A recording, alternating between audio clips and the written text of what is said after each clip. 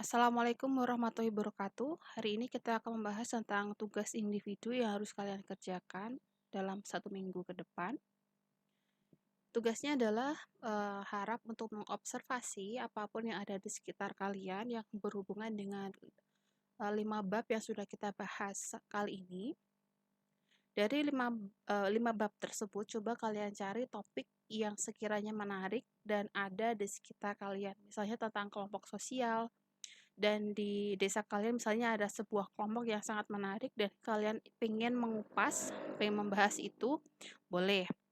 Dan di sini pilihlah minimal satu topik yang bisa dikaitkan dengan pengalaman pribadi. Jadi pengalaman pribadinya boleh direkam ataupun di-shoot real time, maksudnya sekarang ini. Karena misalnya kalian bisa menemukan itu kapan saja, itu boleh. Ataupun jika peristiwa itu terjadi di masa yang lampau, misalkan punya foto-fotonya dan pengen membahas itu juga boleh. Jadi yang pertama adalah kalian analisis pengalaman pribadi menggunakan teori yang kalian pilih, misalnya teori tentang kelompok sosial, dan pilih topik secara spesifik, kalian pelajari teorinya, kemudian kaitkan dengan pengalaman yang akan kalian bahas. Di sini ya, ada 5 bab nih. Ada 5 bab, kalian pilih satu topik, satu topik ya ini minimal yang bisa kalian bahas nanti. Dan setelah kalian sudah mendapatkan objek yang akan kalian analisis, bisa dibuat video pembahasannya. Jadi kalian boleh yang pertama tadi shoot video secara langsung, kalian jelaskan. Bisa juga menggunakan foto yang sudah kalian punya jika mau menjelaskan tentang peristiwa yang sudah terjadi di masa yang lalu dan tidak bisa direka ulang.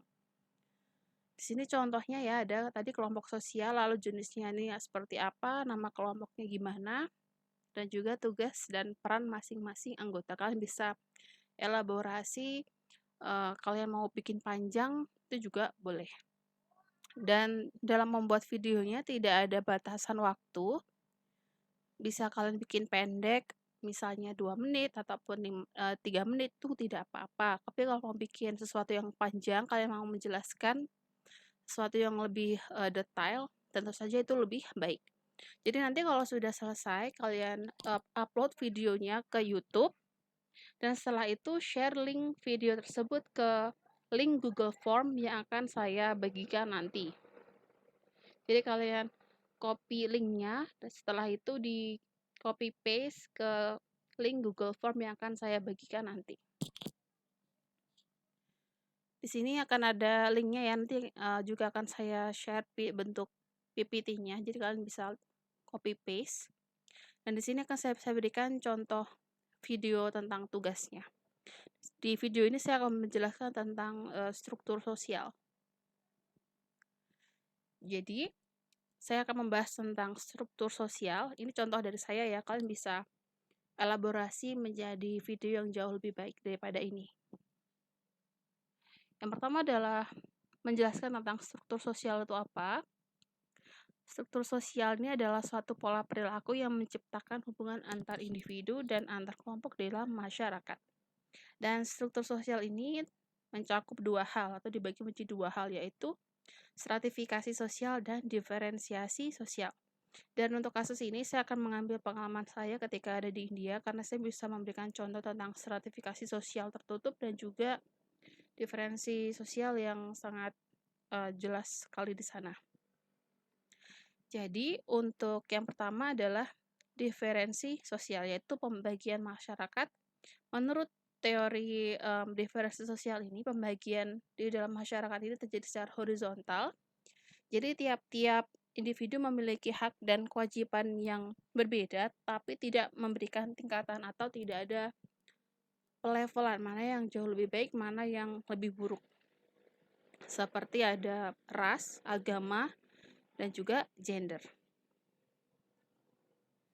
Nah, di sini yang akan saya jelaskan adalah tentang diferensi sosial dalam hal agama, di mana agama ini termasuk pada ciri budaya yang cukup erat dengan pandangan hidup masyarakat, seperti di Indonesia. Di India itu sendiri, banyak sekali agama-agama ya, di mana yang paling besarnya adalah Hindu dan Islam. Jadi, menurut bentuknya, agama ini termasuk pada bentuk diferensi sosial yang berdasarkan pada kondisi sosiokultural, yaitu diferensiasi agama. Di mana yang sudah kita ketahui bahwa agama ini mengatur masyarakat tentang bagaimana, masyarakat ini berhubungan ataupun tiap individu ini berhubungan dengan Tuhan dan juga dengan sesamanya. Dan seperti sudah saya sebutkan, di India ini adalah termasuk, Islam, Hindu dan Islam termasuk agama yang paling besar di sana. Dan dalam kasus ini saya memberikan contoh di kota saya, yaitu di Hyderabad, di Telangana di sana. Di sana kuil dan juga masjid ini letaknya berdampingan, jadi dekat gitu. Jadi setiap penganut dari masing-masing agama ini saling menghargai panggilan agama masing-masing. Misalnya kalau ada, kayak nyanyian-nyanyian atau berdoa-doa dari kuil, dan juga misalnya ada panggilan sholat atau azan dari masjid, itu kita semua saling menghargai, tidak ada yang merasa terganggu atau semacamnya.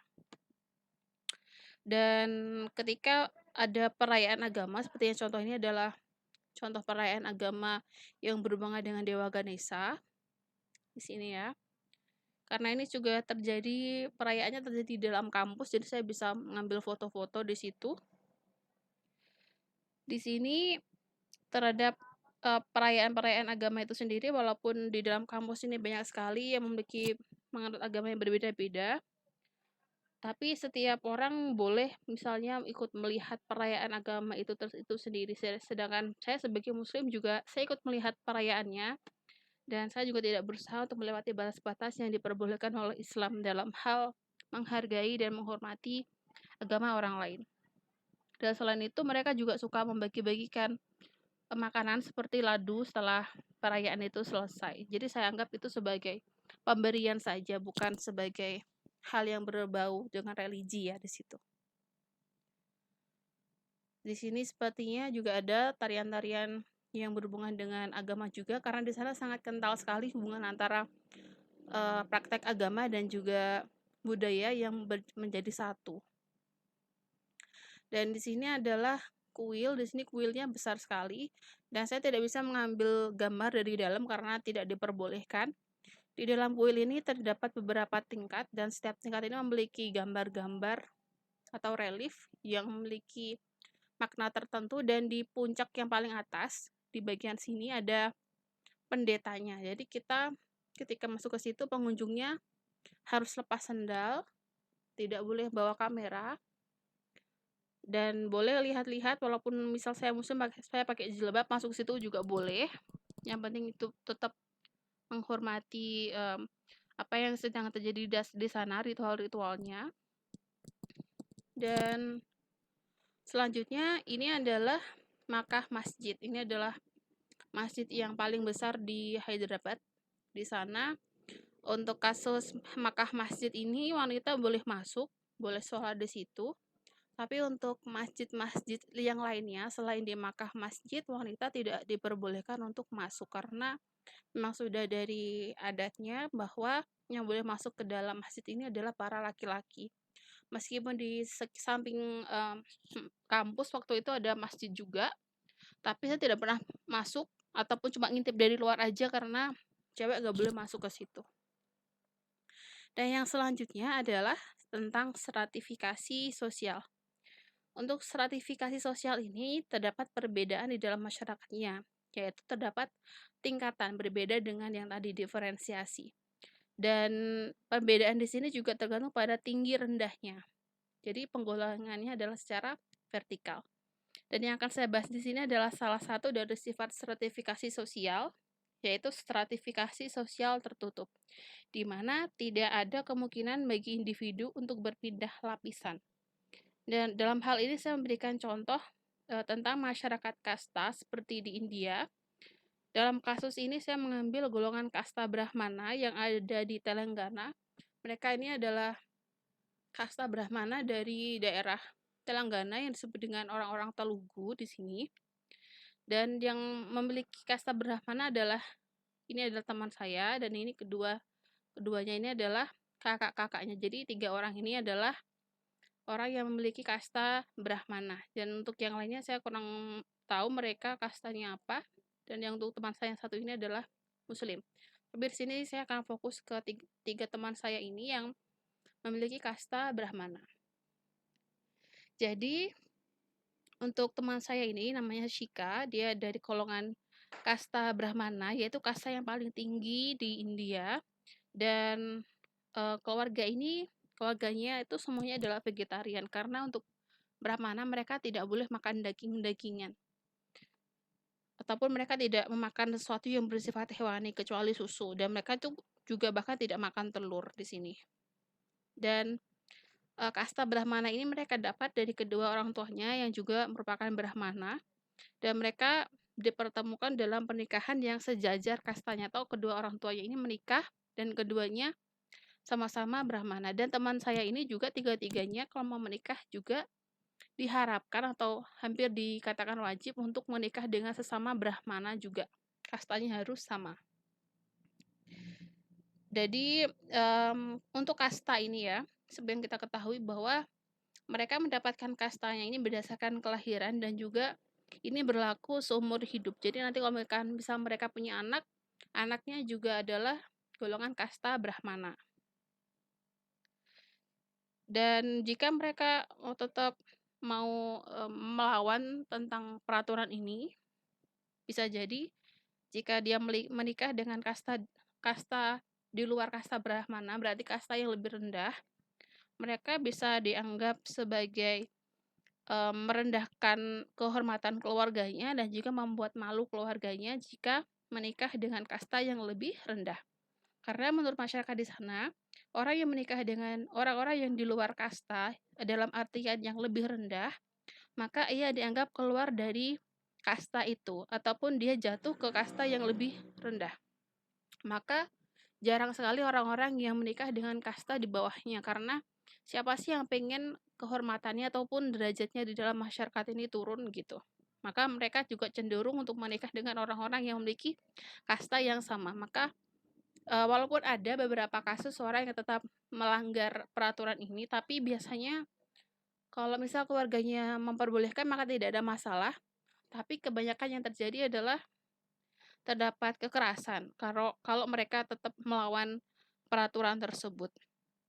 Karena pada beberapa masyarakat yang masih konservatif atau masih golongan di desa seperti itu, banyak terjadi kekerasan ataupun juga kasusnya honor killing. Kalau kalian pernah mendengar tentang honor killing, yaitu suatu upaya untuk membunuh salah satu anggota keluarga jika anggota keluarga ini dianggap bisa membuat kehormatan keluarga ini hancur, ataupun dalam hal mereka membuat malu keluarga.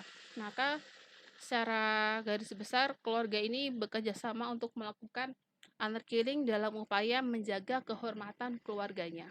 Maka untuk mencegah hal itu terjadi, sebenarnya pemerintah sana sudah berupaya untuk mengurangi hal-hal seperti itu, tapi karena memang itu sudah mendarah daging dan juga merupakan warisan yang sudah terjadi beribu-ribu tahun ya, misalnya ya, itu sungguh cukup sulit untuk dihindari, untuk dirombak ulang sistem seperti itu.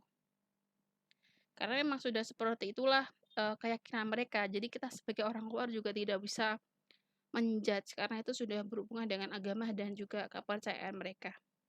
Jadi kita tetap harus saling menghargai gitu ya. Jadi di sini saya memberikan contoh tentang stratifikasi tertutup, karena kalau di sini cukup sulit untuk menemui orang yang memiliki kasta kalau kita nggak ke Bali ya.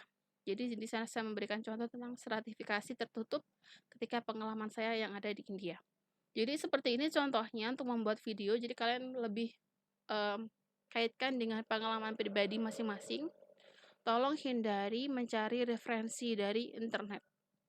Kalaupun misal kalian mau memberikan lebih banyak contoh gambar-gambar, bisa kalian punya gambarnya satu aja, tapi pengen memberikan elaborasi yang lebih jauh, pakai sumber internet boleh, tapi lebih baik cari yang ada di sekitar kalian aja. Misalnya mau membahas tentang kelompok sosial, kalian bisa membahas tentang keluarga, membahas tentang kelompok geng kalian di rumah, ataupun mau membahas hal-hal yang lain yang berhubungan dengan bab-bab yang sudah kita bahas, itu jauh lebih saya apresiasi daripada mencari sesuatu yang ada di internet. Jadi seperti itu untuk tugasnya, kalian bisa review ulang videonya jika masih nggak paham, atau bisa ditanyakan di grup WhatsApp setelah kalian selesai menonton video ini. Jadi begitu ya, terima kasih. Saya tunggu pertanyaannya, tapi semoga sudah paham sampai sejauh ini dan bisa membuat atau memproses tugasnya. Terima kasih. Wassalamualaikum warahmatullahi wabarakatuh.